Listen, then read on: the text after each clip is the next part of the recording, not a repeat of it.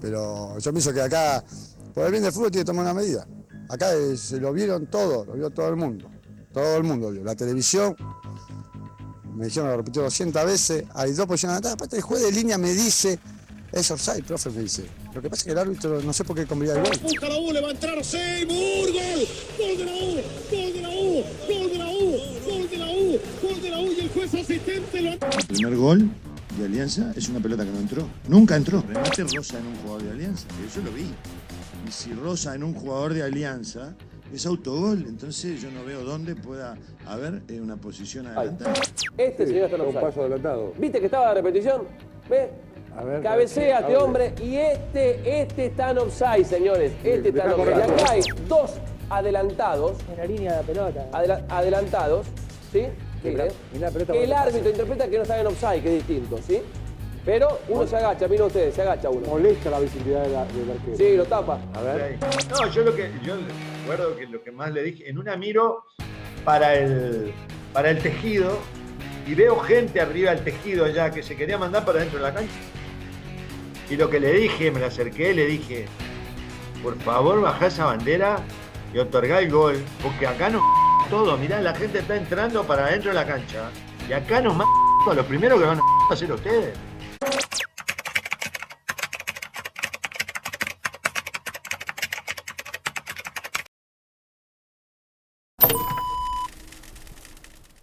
El 6 de mayo del año 2010 en Santiago ocurrió uno de los acontecimientos más escandalosos de los torneos Conmebol, pero que repercutirá de manera alevosa en el fútbol peruano.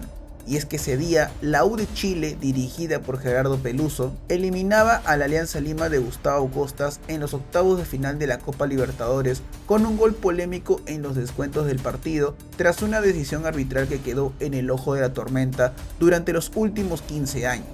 Fue un robo. ¿Qué pasó para que el árbitro de aquel encuentro desestimara la indicación de su asistente? ¿Y qué cosa le dijo Gerardo Peluso al juez de línea? Quédate hasta el final, que hoy contaremos la historia detrás de una de las polémicas más grandes del fútbol sudamericano. Bienvenidos a Algoritmo de Gol.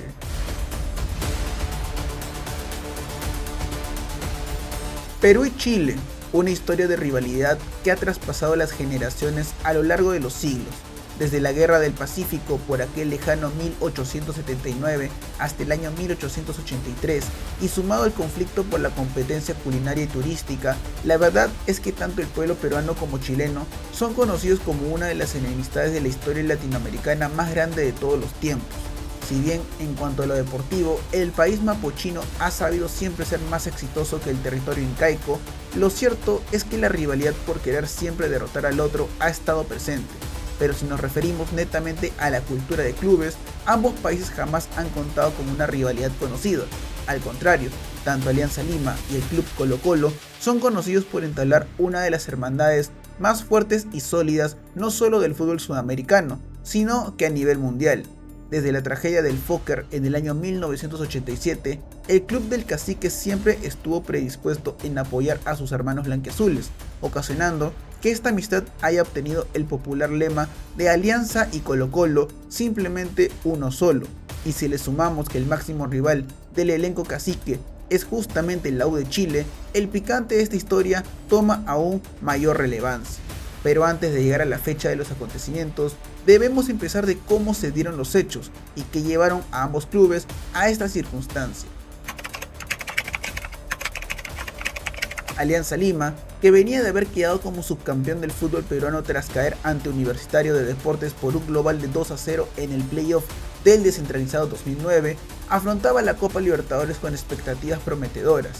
Y es que al caer en un grupo donde coincidiría con un conocido como Juan Aurich, que llegaba tras superar la fase previa del torneo, compartiría grupo con el elenco íntimo a la par de Bolívar de Bolivia y nada más ni nada menos que el vigente campeón de la Copa, como lo era Estudiantes de La Plata.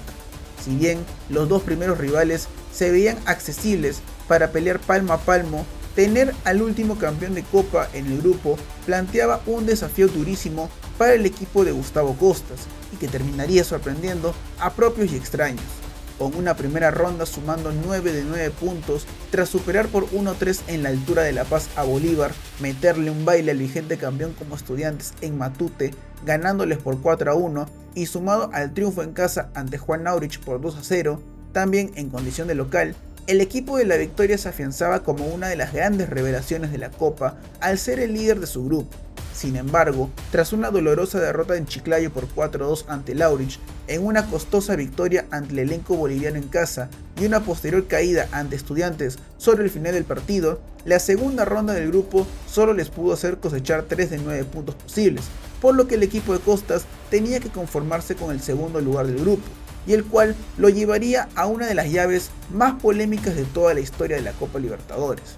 Del otro lado de la moneda, la U de Chile venía de concretar una fase de grupos de manera invicta y que lo hacía uno de los equipos más atractivos del torneo. El cuadro universitario clasificó como primero al sumar 12 puntos en su grupo tras ganar un total de 3 partidos y empatar los otros 3 restantes. Para entonces, como se repite hasta la actualidad, Conmebol acomodó a los equipos clasificados de la siguiente manera. Los primeros 8 clasificados fueron ordenados de mejor a peor, y lo mismo sucedería con los equipos que conformaban a los segundos clasificados, definiendo que los cruces se dieran en orden de desempeño, es decir, el mejor primero se enfrentaría al peor segundo de la tabla y así sucesivamente. El elenco de Costas, al haber finalizado como el mejor segundo con 12 puntos, por delante de equipos como Cruzeiro, Flamengo y el mismo Universitario de Deportes, tenía que enfrentarse al peor primero de los clasificados, y ese era el elenco chileno de la U de Chile. Si bien acabaron invictos en su grupo, la diferencia de goles obtenida no le permitió superar a rivales como Nacional de Uruguay, Libertad e Inter de Porto Alegre, con los cuales compartía la misma cantidad de puntos y por lo cual tendrían que verse la cara con el elenco blanquiazul. La ida se jugaría el 29 de abril del año 2010 en el Estadio Alejandro Villanueva, donde Alianza Lima salía con el siguiente equipo. George Forsyth sería el arquero. La línea defensiva estaría conformada por Hamilton Prado, Héctor Sosa, Solís, quien reemplazaba a Walter Vilches tras haber sido expulsado en la última fecha de la fase de grupos, y junto a Edgar Villamarín. En el medio campo aparecería el paraguayo González junto a Henry Quinteros para dejarle la banda a Joel Sánchez y a Yandra Godara. Además, en la punta del equipo estaban los dos monstruos de ataque como José Carlos Fernández y Wilmer el Zorrito Aguirre. Por su parte, el cuadro chileno iría con Pinto en la portería. La defensa estaba conformada por Contreras, Victorino, Olarra y Rojas, dejando en el mediocampo a Seymour con Iturra en la primera línea de volantes, y como el creativo del equipo aparecería Walter Montillo para que por los costados estuviesen Eduardo Vargas y Matías Rodríguez, dejando en punta al delantero Olivera, en un encuentro en donde Alianza Lima sería el protagonista más que por ocasiones claras, sino que por ganas. El equipo de Costas no tendría una buena noche frente al elenco del Chuncho, siendo incluso el cuadro visitante quienes tendrían las chances más cercanas de abrir el marcador, lo cual terminaría pasando sobre el final del encuentro, con un equipo completamente replegado, aguantando las constantes subidas de los blanquiazules. Un pelotazo largo sería mal interceptado por los dos centrales íntimos, Sosa y Solís, dejándole el camino servido al recién ingresado Diego Rivarola, para que defina con tranquilidad a solas frente a la portería que custodiaba el Colorado Forsyth. Un baldazo de agua fría que fue completamente inesperado y que generó la desilusión y la sorpresa en el estadio de Matute. Sin embargo, al quedar todavía la vuelta, todavía se mantenían viva, y por lo cual buscarían la revancha en Santiago tan solo una semana después. Como dato interesante, es que la revancha se jugaría nada más ni nada menos que en la cancha del Monumental de Santiago, así es, el estadio de Colo-Colo. Resulta que por aquel entonces, el Estadio Nacional se encontraba inhabilitado por los incidentes con bengalas que se dieron ante Flamengo en la fase de grupos, llevando a la sanción de dicho recinto deportivo. A eso se le sumaba el hecho de que el segundo hogar del cuadro laico, es decir, el Estadio de Santa Laura, no cumplía con los requisitos mínimos de Conmebol para llevar un partido de dicha envergadura en unos octavos de final de Copa Libertadores. Ante esto, la directiva del cuadro universitario no tuvo remedio que negociar con la directiva del club de Colo-Colo para el alquiler del estadio, decisión completamente desaprobada por los hinchas de ambas escuadras, pero que finalmente terminó en el sold out de todas las entradas posibles para el importante partido de vuelta ante el elenco peruano. Eso sí, con la condición de que la zona de la barra principal de Colo-Colo no fuera habilitada para dicho encuentro. Luego de todo este protocolo, podemos llegar al día en donde cambió la rivalidad entre estos dos clubes. El 6 de mayo, en el Estadio Monumental, la U de Chile recibía a Alianza Lima con la ventaja del 1-0 a favor conseguido en el Estadio Matute, llevando a los blanquiazules a tener que ganar el partido por el marcador que sea para llevarse la clasificación o forzar los penales en caso el marcador sea el mismo que en el encuentro de ida. Para esta ocasión, el árbitro del encuentro sería Carlos Vera, juez de nacionalidad ecuatoriana, quien se vería envuelto en el ojo de la tormenta junto a su asistente Luis Alvarado sobre el final del partido. Con un ambiente espectacular en la cancha del eterno rival, la U de Chile salió al terreno de juego con la misma formación que consiguió la victoria en Lima, haciendo lo propio Alianza, que no cambiaba de nombres para buscar la remontada en Santiago. El partido arrancaría con un elenco chileno nervioso en el terreno de juego, pero que hacía lo propio para mantener la ventaja en el global. Por su parte, Alianza hacía lo que podía para acercarse a la portería rival del cuadro universitario, siendo así en el minuto 24, tras un centro de Wilmer Aguirre, en donde José Carlos Fernández se elevaría para no conectar un cabezazo que entraba a duras penas a la portería rival.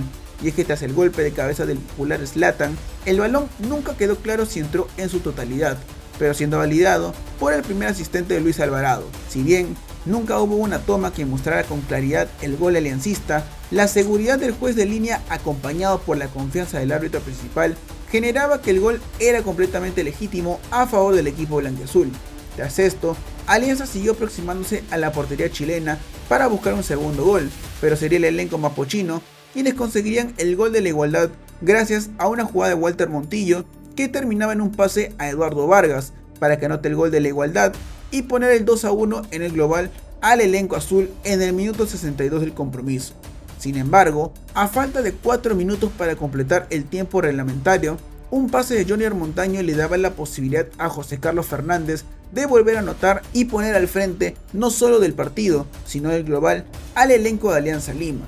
Si bien el marcador era de 2-2 en el global, cabe resaltar que por aquel entonces todo podía definirse incluso con el gol de visitante que valía doble.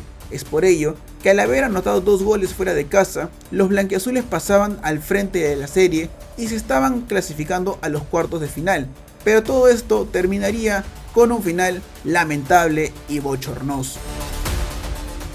Se jugaba el minuto 90 y es acá donde la polémica comenzaría. Pelotazo largo del golero Pinto, que fue pivoteado por Diego Rivarola hacia Edson Puch, quien se encontraba en posición adelantada, pero que el asistente no marcó en ese momento. Tras ello, la jugada continuó con un remate de Matías Rodríguez que Forsyth rechazaba, lo cual derivó en un centro de Puch para que buscara al delantero argentino que habíamos mencionado, Diego Rivarola, obstruyendo al arquero íntimo en lo que pudo sancionarse como falta. Finalmente, la acción terminó con un disparo al arco por parte del número 14 Felipe Seymour, que tras desviarse en Edgar González, acabó con el gol del empate. La emoción se apoderó de todo el estadio chileno, pero dentro del campo de juego algo sucedía, y es que el juez de línea Luis Alvarado había sancionado fuera de juego a 2 futbolistas chilenos que habían obstruido la visión del arquero peruano a la hora del disparo del jugador de la U de Chile. Tras ello, todo el banco de suplentes del elenco laico se fue encima del árbitro ecuatoriano, llevando al juez principal de la contienda a pedir explicaciones a su asistente del porqué de su decisión, y ante la sofocante presión de todo un estadio y el banco suplente chileno, el juez de línea dio sus motivos, pero fue desautorizado por el principal Carlos Vera, quien decidió pasar por encima a su colaborador y marcar el gol. Recordemos que por aquellas épocas, ante la escasez de tecnología y no existencia del VAR, los árbitros principales tenían que apoyarse de sus colaboradores al 100% y confiar en sus decisiones y criterios, llevando a que este hecho fuera visto como uno de los más polémicos y sospechosos del fútbol sudamericano. Tras la validación del gol, el escenario cambiaría 180 grados, y es que ahora eran los jugadores y miembros del cuerpo técnico de Alianza Lima quienes increparon al árbitro por tal polémica decisión, lo que llevó incluso a la policía local ingresar para que resguarden al árbitro ecuatoriano. El partido se tuvo que reanudar, pero finalmente no sucedería nada más y serían los chilenos quienes avanzaban a la siguiente ronda de la Copa Libertadores.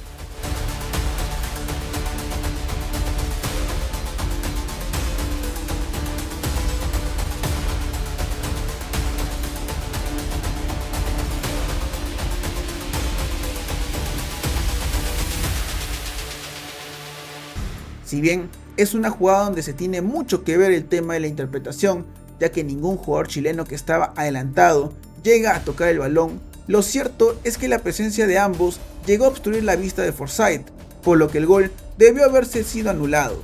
Habrán otros que dirán que simplemente debió cobrarse como autogol, por lo que es cierto que los atacantes del cuadro chileno, al agacharse, fueron parte de la jugada, por lo que de alguna manera estaban participando de la misma. Con un final para el olvido y lleno de problemas, la noche del 6 de mayo desencadenó una larga cantidad de teorías de lo que debió hacerse con el gol de Seymour. A ello se le suma un reclamo por parte de Alianza Lima a Conmebol por la paupérrima actuación del juez Carlos Vera, sumado a una solicitud de descalificar al elenco chileno o una compensación económica por el perjuicio. La decisión del mayor ente sudamericano fue dejar infundado el reclamo blanquiazul y liberando al juez ecuatoriano de toda culpabilidad. Lo que sí sucedió fue que el presidente de la Comisión de Árbitros de Ecuador comentó que hablarían con Carlos Vera y sus asistentes por cómo procedieron, y tal cual pudo indicar en aquella entrevista, señaló que a los árbitros les faltó algo de carácter para llevar la situación. Además, como mencionábamos, Conmebol tan solo decidió señalar que la actuación de los jueces no fue un desempeño ideal.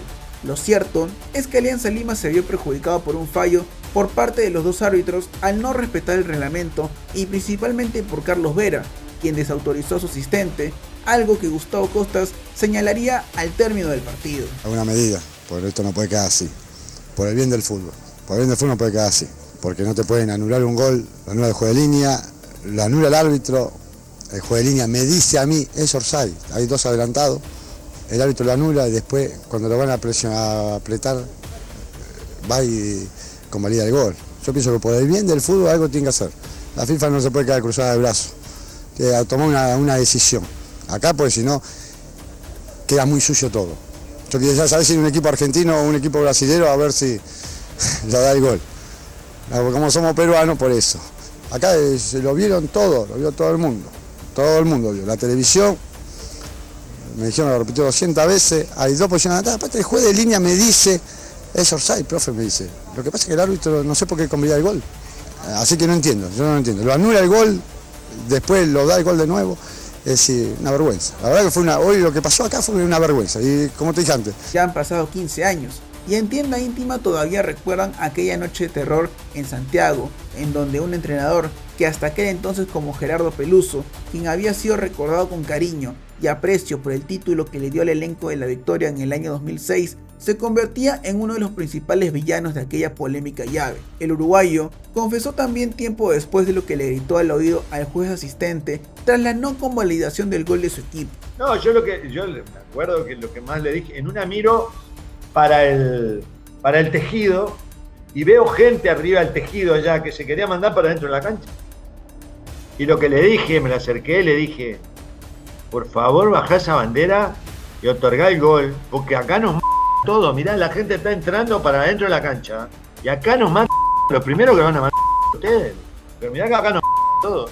Ahora, a puertas de una revancha luego de más de una década y con la sanción impuesta por parte de Conmebol al cuadro mapochino de jugar sus siguientes 7 partidos sin hinchada local, el elenco de Alianza Lima tiene la oportunidad de cobrarse una revancha que todo el pueblo peruano ha esperado durante bastante tiempo. Si ves este video antes del partido, deja tu pronóstico en los comentarios.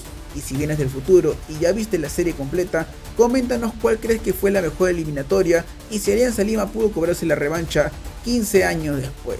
No olvides dejar tu like, suscribirte y con nosotros será hasta un próximo video. Este señor está en offside. Este señor está en Un offside. paso adelantado. ¿Viste que estaba de repetición? ¿Ves? A ver, Cabecea a este ver. hombre y este está en offside, señores. Este está en Deja correr la offside. jugada, a ver, Ok. deja correr. Deja jugar. Ahí está. Soltá. Deja correr. Soltá. Está bien, ¿y? Pero Ahí está. Y va a buscar la Este, pelota, tiene influencia. Este. ya está. Y después sigue la jugada y si querés discutimos la otra, si está en el campo visual o no. Acá arquero, viene el acá, arquero. agarrá, Está bien, vamos a ver la Fíjate lo que otra pasó. también. Todos los rebotes que ganó la U, ¿no? Pero ahí no había cobrado nada el live. No cobró nada, no cobró nada. El tema era La uno. jugada sigue. Acá el arquero lo complica, ¿ves? ¿No hay falta acá? No hay falta, hay falta. También se Hay tiran hay falta de Rivarola. Totalmente. Rivarola le hace falta al arquero. Exacto. Segundo error, hay falta de Rivarola al arquero. Eso no me queda tan claro. No, sí, Clarísima. ¿cómo que Y no, acá hay viejo? adelantados, En la línea de la pelota. adelantados, ¿sí? Mirá la pelota que cuando el pasa. árbitro interpreta que no están en offside, que es distinto, ¿sí? Pero uno se agacha, miren ustedes, se agacha uno. Molesta la visibilidad del arquero. Sí, lo tapa, A ver. lo tapa el arquero. Se agacha. O ¿qué sea, querés? señores, para terminar, Se agacha. 3 errores en una misma jugada. ¿Listo? Y cambió, Esa es la opinión nuestra. ¿sí? y cambió la decisión del line. Para la opinión mía, ¿ustedes están de acuerdo o no? Sí, no, tenés 3 razón. errores, Gustavo, 3 errores en la misma jugada. Primero, offside, cuando parte el cabezazo. Segundo, hay falta al arquero. El arquero fue criticado en Perú, me cuentan hoy, porque era Littman y después atajó Orsay. El arquero, porque deja muerta la pelota, pero hay falta.